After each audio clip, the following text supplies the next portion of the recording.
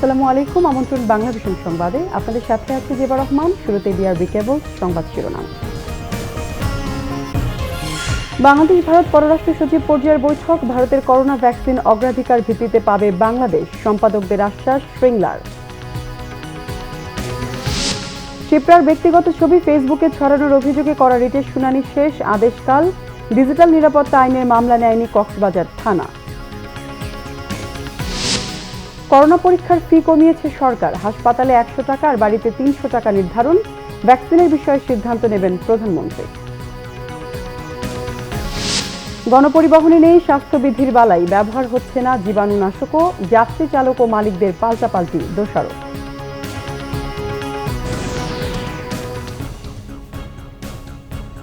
দেখছিলেন বিআরবি কেবল সংবাদ শিরোনাম, এবার বিস্তারিত সংবাদ। ঢাকা সফরের দ্বিতীয় দিনে বাংলাদেশের পররাষ্ট্র সচিব মাসুদ বিন মোমেনের সাথে বৈঠক করছেন ভারতের পররাষ্ট্র সচিব হর্ষবর্ধন শ্রিংলা। রাজধানীর হোটেল সোনারগাঁয়ে এই বৈঠকটি চলছে। এর আগে হর্ষবর্ধন শ্রিংলার সাথে বৈঠক করেছেন জাসদ সভাপতি হাসানুল হক ইনু। তিনি জানান, পুরনো বন্ধু হিসেবে ভারতের পররাষ্ট্র সচিবের সাথে সৌজন্য সাক্ষাৎ হয়েছে। প্যান্ডামিকের মধ্যে সফর অপ্রাসঙ্গিক বলেও জানান ইনু। কোভিড মোকাবেলায় শ্রিংলার এই সফর জরুরি ছিল বলেও মন্তব্য করেন জাসদ সভাপতি। এছাড়া হর্ষবর্ধন শ্রিংলার সাথে সৌজন্য সাক্ষাৎ করেছেন এডিটর্স গিল্ড সভাপতি মোজাম্মেল বাবু। দুদিনের সফর শেষে আজই ভারতের পররাষ্ট্র সচিব হর্ষবর্ধন শ্রিংলার বাংলাদেশ ছাড়ার কথা রয়েছে।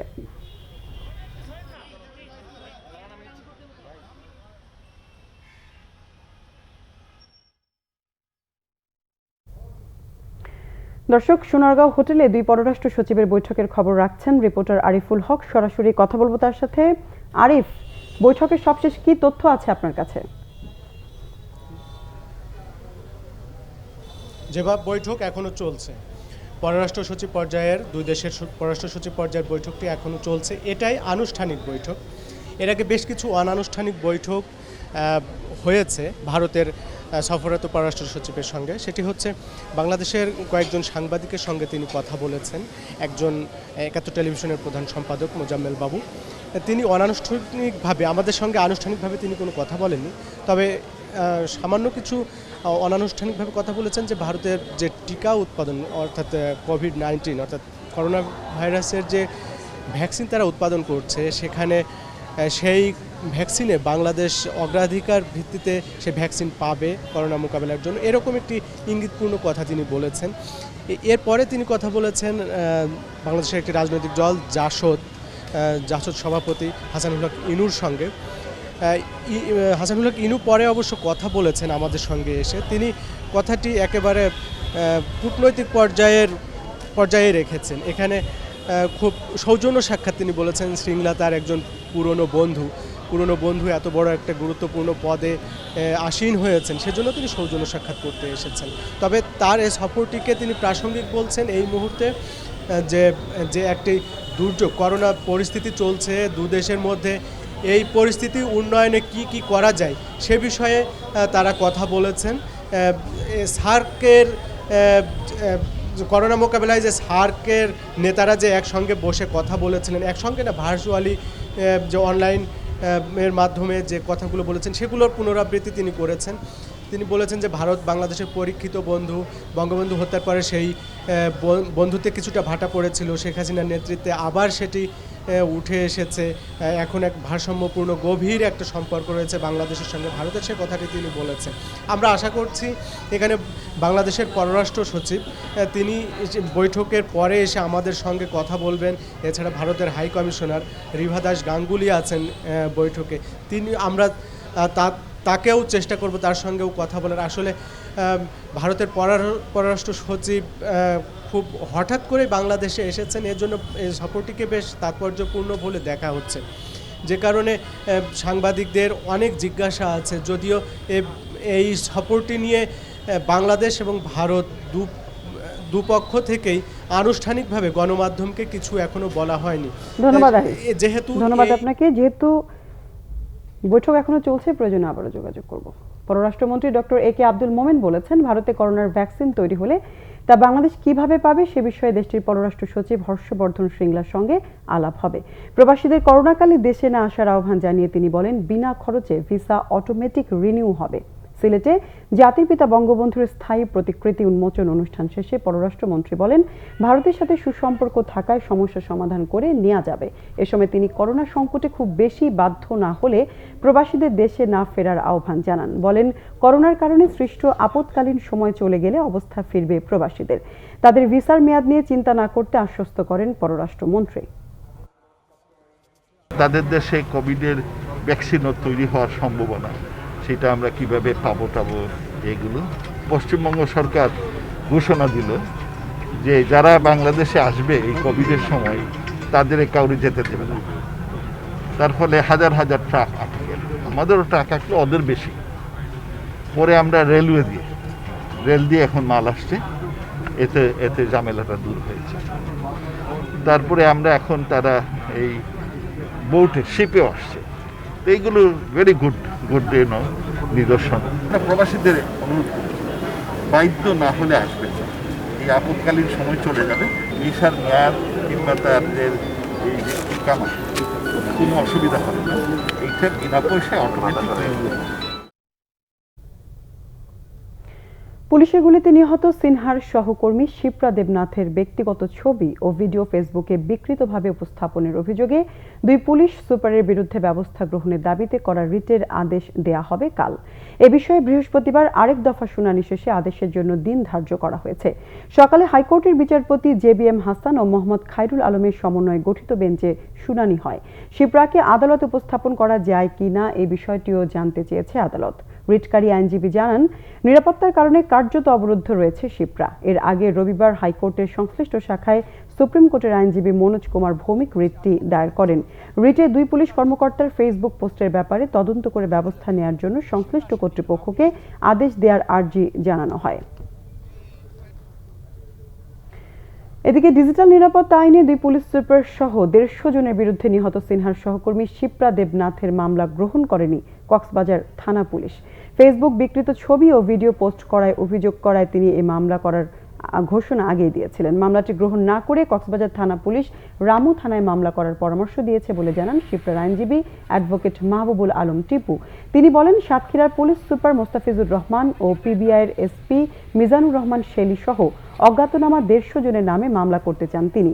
পুলিশের মামলায় জেল থেকে ছাড়া পাওয়ার পর স্ট্যামফোর্ড বিশ্ববিদ্যালয়ের ছাত্রী শিপ্রা দেবনাথের ব্যক্তিগত ছবি, ভিডিও ফেসবুক সহ নানা মাধ্যমে ছড়িয়ে পড়ে। আটকের সময় তার সুইচ করা ল্যাপটপ ও মোবাইল থেকে ব্যক্তিগত ভিডিও এবং ছবি ভিন্ন উদ্দেশ্যে ব্যবহার করার অভিযোগ তিনি আগেই করেন। এভাবে হেনস্থায় জড়িতদের বিরুদ্ধে মামলা করারও ঘোষণা দিয়েছিলেন শিপ্রা দেবনাথ। সরকারি হাসপাতালে করোনা পরীক্ষার ফি প্রায় অর্ধেক কমানোর সিদ্ধান্ত নিয়েছে স্বাস্থ্য মন্ত্রণালয়। দুপুরে মন্ত্রণালয়ের সভাকক্ষে সংবাদ সম্মেলনে স্বাস্থ্যমন্ত্রী জাহিদ মালিক জানান, সরকারি হাসপাতালে গিয়ে করোনা পরীক্ষা করালে জনপ্রতি 100 টাকা ফি দিতে হবে, যা আগে ছিল 200 টাকা। আর বাড়িতে গিয়ে পরীক্ষা করালে 500 টাকার পরিবর্তে এখন দিতে হবে 300 টাকা। মন্ত্রী বলেন, প্রতিটি জেলায় করোনা ভাইরাস পরীক্ষার জন্য PCR ল্যাব বসানোর কাজ চলছে। দেশে করোনা রোগীর সংখ্যা কমে আসায় বিশেষায়িত কোভিড হাসপাতালগুলো কমানো হবে, ভর্তি করা হবে সাধারণ রোগী। মন্ত্রী বলেন, করোনায় অ্যান্টিজেন ও অ্যান্টিবডি পরীক্ষার বিষয়ে আলোচনা চলছে। গণপরিবহনে স্বাস্থ্যবিধি না মানা, জীবাণুনাশক ব্যবহার না করার সঠিক জবাব নেই। এ নিয়ে যাত্রী, ড্রাইভার, হেল্পার পাল্টাপাল্টি দোষারোপ চলছে। পরিবহন মালিক সমিতির নেতারা বলছেন, প্রশাসন এবং আইনশৃঙ্খলা বাহিনী মনিটর জোরদার করলে সবার মধ্যে তৈরি হবে স্বাস্থ্যবিধি মানার তাগিদ। সোমবার সকাল 11:30 বাসটি শাহবাগ থেকে মৎস্য ভবনমুখী। এতে মানা হয়নি 2 সিটে একজন করে বসার সিদ্ধান্ত। যাত্রী বেশি নিলেও ভাড়া আদায় করছে অতিরিক্ত 60%। 2 সিটে তো 2 জন বসানোর নিয়ম। আরে বাবা, আমার গাড়ি তো খালি, দেখেন কয়টা যাত্রী বসাইছি, আমি তো 2-4 জন বসাইছি, বেশি না তো। সারা রাস্তায় দাঁড় করানো নিয়ে আসছে। প্রতিটা গাড়িতে এরকম সিস্টেম, সব গাড়িতে যে কোনো জায়গার যে কোনো পরিবহনে। এই সিটে কি 2 জন বসার কথা? এটা তো হবাই বইছে, জিজ্ঞেস করে দেখেন। হ্যাঁ, এটা মঙ্গলবার সকাল 9টা আগারগাঁও 7 ফিট রোডে লেগুনায় সিটে বসানো হয়েছে 6 জনকে। কিন্তু গেটে বাদুর ঝোলার মতো আরো 2 জন। গাড়ির লোকজনের যেমন দোষ আছে, আপনাদের দোষ নাই? আছে। বুঝছেন কেন? আপনি তো শিক্ষিত মানুষ, এইভাবে উঠছেন কেন? আমি একা আসছিলাম, পরে উনি এসে উঠছে। তিনজন নিয়ে যাওয়া, জি জি নেন নাই কেন? ওনাগর গাড়ি রানিং তো আমার গাড়ি দুইটা দেখো কি ওনাগরে মারা যায়। যাত্রী ঝুলাই নিচ্ছেন কেন? যাত্রী তো জুলাই নিয়েছে, উনি তো হাত দিয়ে উঠতে হয়েছে। আপনি ঠেকাইছেন ওনারে? স্বাস্থ্যবিধি অনুযায়ী শেষ স্টপেজে পৌঁছানোর পর জীবাণুনাশক দিয়ে পরিষ্কার করার কথা, আর ওঠার সময় যাত্রীদের হাতে স্প্রে করে দেওয়ার কথা হ্যান্ড স্যানিটাইজার। কিন্তু কে রাখে কার কথা? যাত্রীদের হ্যান্ড স্যানিটাইজ করার কথা না? আমি জানি না। মালিক হ্যান্ড স্যানিটাইজার দেয় না গাড়িতে? হ্যাঁ বলছে, ওই আপনার হাতে হ্যান্ড স্যানিটাইজার? নাই মানে হারাই গেছে স্যার। এসব নিয়ম মেনে যানবাহন চলবে বলেই একজন যাত্রীকে অতিরিক্ত 60% বাড়তি ভাড়া গুনতে হয়। কিন্তু বাস্তবের সাথে স্বাস্থ্যবিধির বিস্তর ফারাক। পরিবহন সংশ্লিষ্টরা জানান, যাত্রা শুরু এবং শেষ স্টপেজে ঠিক থাকলেও পথে পরিবহন শ্রমিকদের কেউ কেউ অনিয়ম করছে। স্বাস্থ্যবিধি মাইনা যদি গাড়ি পরিচালনা করতে হয়, তাহলে প্রত্যেকটা স্ট্যান্ডে প্রশাসনের লোক আমার মনে হয় প্রয়োজন লাগবে। তাহলে আমাদের গাড়ির যারা আছে স্টাফরা, তারা ওই স্বাস্থ্যবিধি মেনে অর্ধেক যাত্রী নিয়ে গাড়ি পরিচালনা করার অঙ্গীকারবদ্ধ। তবে কিছু পরিবহন স্বাস্থ্যবিধি মেনে যাত্রী বহন করছে। জোড়া 2 সিটে নিচ্ছে একজন যাত্রী, তবে যাত্রীদের হাতে জীবাণুনাশক দেওয়ার বিষয়টি উপেক্ষিত। দীপন দেওয়ান, বাংলা ভিশন, ঢাকা। আওয়ামী লীগ সাধারণ সম্পাদক ওবায়দুল কাদের বলেছেন, জিয়াউর রহমান ইতিহাসের ফুটনোট মাত্র। ফুটনোট কখনো ইতিহাসের নায়ক হতে পারে না। বাসভবন থেকে ভিডিও কনফারেন্সের মাধ্যমে বরিশাল সড়ক জোন বিআরটি ও বিআরটিসি কর্মকর্তাদের সাথে মতবিনিময় সভায় তিনি একথা বলেন। ওবায়দুল কাদের বলেন, ইতিহাস বিকৃত করে পাঠ্যপুস্তক থেকে বঙ্গবন্ধুকে নির্বাসনে দিয়ে নতুন প্রজন্মকে ভুল ইতিহাস শিখতে বাধ্য করেছেন জিয়াউর রহমান। স্মরণ করিয়ে দেন, ইতিহাস চলে নিজস্ব গতিতে। অপরাধীদের একসময় ইতিহাসের কাঠগড়ায় দাঁড়াতেই হয়। ইতিহাস কাউকে ক্ষমা করে না। করোনা সংকটের পাশাপাশি ঘনীভূত এই দুর্যোগের দিনেও আওয়ামী লীগ দেশব্যাপী ত্রাণ কার্যক্রম অব্যাহত রেখেছে বলেও জানান ওবায়দুল কাদের। গণপরিবহনের স্বাস্থ্যবিধি না মানায় ক্ষোভ জানিয়ে আগের ভাড়ায় ফিরে যাওয়ার বিষয়ে প্রধানমন্ত্রীর সাথে আলোচনার পর সিদ্ধান্ত বলেও জানান ওবায়দুল কাদের। সত্য কথা বললে ছোট করা হয় না। খুনি আর খুনের মদতদাতা, প্রশ্রয়দাতা, বেনিফিশিয়ারি সমান অপরাধী। সত্য কথা শুনতে আপনাদের এত গাত্রদাহ কেন? স্বাধীনতার ঘোষণার পাঠক স্বাধীনতার ঘোষক হতে পারে না, এরকম অনেকেই ঘোষণা পাঠ করেছে। জিয়া ইতিহাসের ফুটনোট মাত্র। ইতিহাসের ফুটনোট কখনো ইতিহাসের নায়ক হতে পারে না। জিয়াউর রহমান ইতিহাসের ফুটনোট। আওয়ামী লীগ সাধারণ সম্পাদকের এমন বক্তব্যের সমালোচনা করে বিএনপির স্থায়ী কমিটির সদস্য নজরুল ইসলাম খান বলেছেন, জিয়াউর রহমান ইতিহাসের ফুটনোট হলেও ওবায়দুল কাদের কিছুই না। জাতীয়তাবাদী স্বেচ্ছাসেবক দলের 40তম প্রতিষ্ঠাবার্ষিকী উপলক্ষে দলটির নেতাকর্মীদের সাথে নিয়ে সাবেক রাষ্ট্রপতি জিয়াউর রহমানের মাজারে শ্রদ্ধা জানান বিএনপির স্থায়ী কমিটির সদস্য নজরুল ইসলাম খান। এ সময় তিনি বলেন, ভারতের পররাষ্ট্র সচিবের সাথে সরকারের কি নিয়ে আলোচনা হয়েছে তা জনগণকে জানাতে হবে। পররাষ্ট্রনীতিতে দেশের স্বার্থ জলাঞ্জলি দেয়া হলে জনগণ মানবে না। মুক্তিযুদ্ধ সহ দেশ গঠনে জিয়াউর রহমানের ভূমিকা অস্বীকার করার সুযোগ নেই। করোনা মহামারীর সময়ও দুর্নীতি, সিনহা হত্যাকাণ্ড ভিন্ন দিকে নিতেই সরকার পরিকল্পিতভাবে মাজেদকে নিয়ে জিয়ার সম্মানহানির চেষ্টা করছে বলে অভিযোগ করেন তিনি।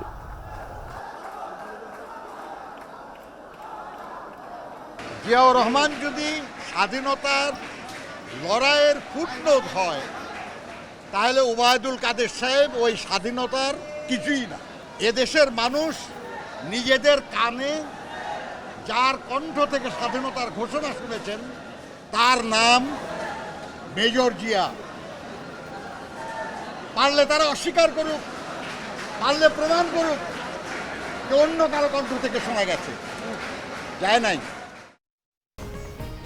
অর্থ আত্মসাতের মামলায় তৃতীয় দিনের মতো দুদকে জিজ্ঞাসাবাদ চলছে রিজেন্ট হাসপাতালের চেয়ারম্যান মোহাম্মদ শাহেদের। সকাল 10:30টার দিকে মোহাম্মদ শাহেদকে রমনা থানা থেকে জিজ্ঞাসাবাদের জন্য দুদকে নিয়ে যাওয়া হয়। এরপর সকাল 11টা থেকে তদন্ত কর্মকর্তা মোহাম্মদ শাহজাহান মিরাজের নেতৃত্বে একটি দল তাকে জিজ্ঞাসাবাদ শুরু করেন। রিজেন্ট হাসপাতালের এমআরআই মেশিন কেনার নামে জালিয়াতি করে ঋণের নামে পদ্মা ব্যাংকের 1 কোটি টাকা আত্মসাৎ করেন মোহাম্মদ শাহেদ। চলতি বছরের 15 জুলাই পর্যন্ত ওই টাকা সুদে আসলে 2,71,00,000 টাকা হয়েছে। এই পরিমাণ টাকা আত্মসাতের অভিযোগে গত 27 জুলাই শাহেদ করিম সহ 4 জনকে আসামি করে মামলা করে দুদক। 5টি আসনের উপনির্বাচনে আওয়ামী লীগের দলীয় মনোনয়ন ফর্ম বিক্রি চলছে।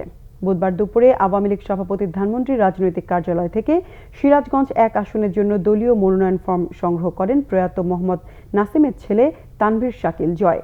বনানী কবরস্থানে বাবার কবর জিয়ারত শেষে মনোনয়ন সংগ্রহ করেন তিনি। এছাড়া ঢাকা 5 আসনের জন্য মনোনয়ন সংগ্রহ করেছেন নেহরিন মোস্তফা দিশি। তিনি শহীদ শেখ কামালের স্ত্রী শহীদ সুলতানা কামালের ভাতিজি।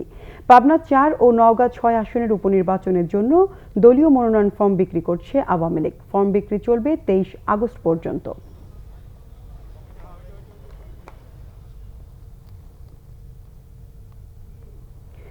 করোনা আক্রান্ত হয়ে চুয়াডাঙ্গা নোয়াখালীতে 2 জনের মৃত্যু হয়েছে।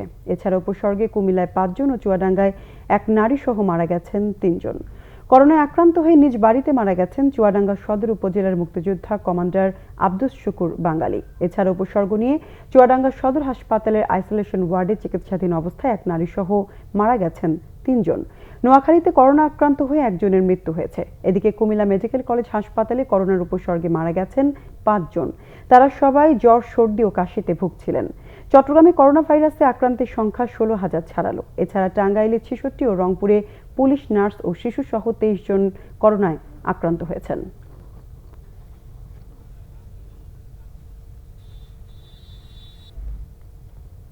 আন্তর্জাতিক সংবাদ এবার।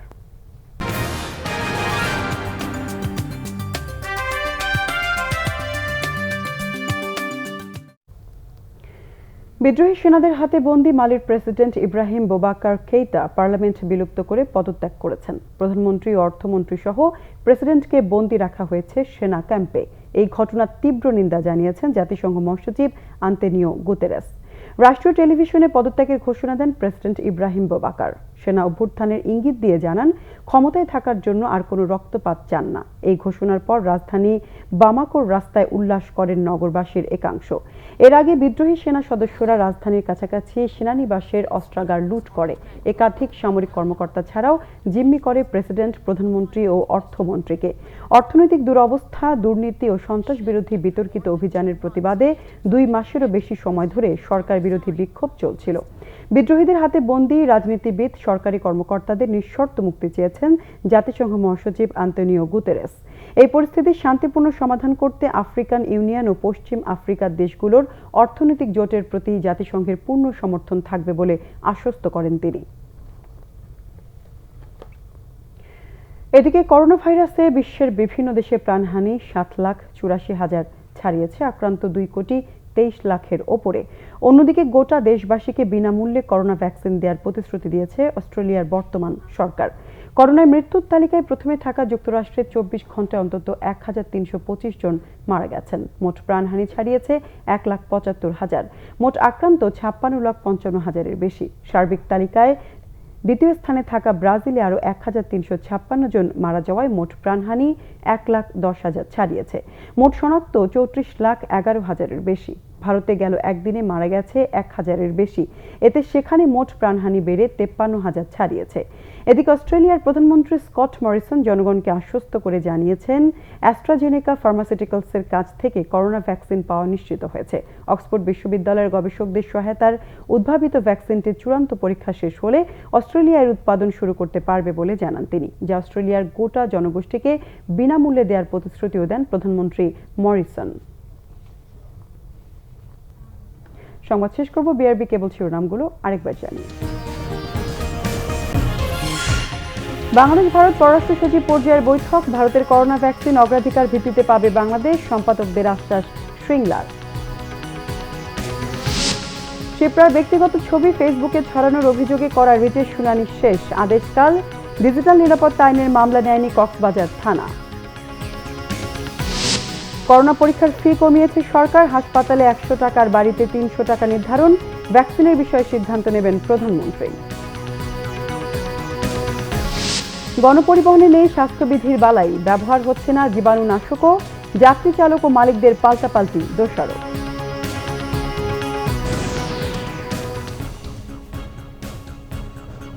দর্শক, এই ছিল এখনকার মতো। পরের সংবাদ বিকেল 4টায়। এর আগে 3টায় রয়েছে নিউজ টপ 10। দেখার আমন্ত্রণ রইল। এছাড়া বাংলাদেশের সংবাদ ও সংবাদ সংশ্লিষ্ট অনুষ্ঠান দেখতে লগ ইন করুন facebook.com/bangladesh এবং সাবস্ক্রাইব করুন youtube.com/bangladeshnews। এতক্ষণ সঙ্গে থাকা ধন্যবাদ সবাইকে।